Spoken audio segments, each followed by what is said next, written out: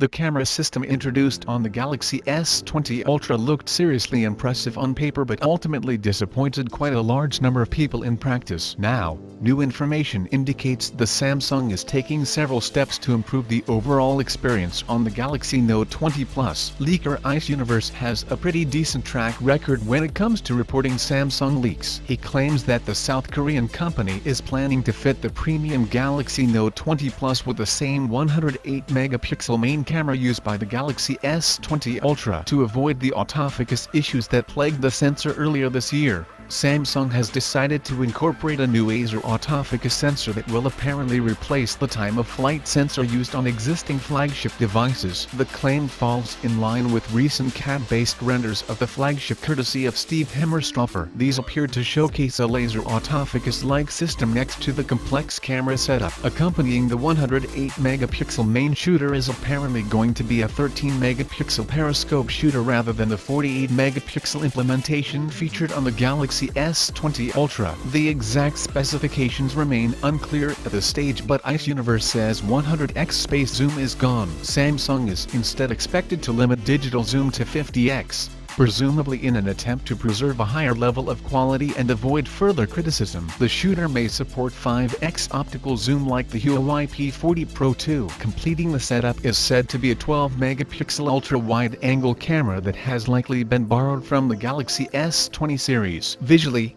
it resembles the panel featured on the Galaxy Note 10 Plus quite closely thanks to the centered punch hole. But Samsung is reportedly planning to slim down bezels even further while also reduce the curvature on either side, something that will benefit S Pen users. The company is planning a super smooth 120Hz refresh rate too. It'll reportedly be based on new LTPO technology, which means that the refresh rate will be automatically adjusted depending on the use case, something that, in turn, has the ability to dramatically improve battery life. That will be combined with Android 10 and One UI 2.1 straight out of the box. Of course, with Android 11 now only a few months away from launch, an update is to be expected by the end of the year. As for the internal side of things, rumor has it that the Samsung Galaxy Note 20 Plus will be powered by the Snapdragon 865 in the United States and the unannounced Exynos 992 inches Europe and other international markets. That should be coupled with 128GB of expandable internal storage and 12GB of RAM as standard,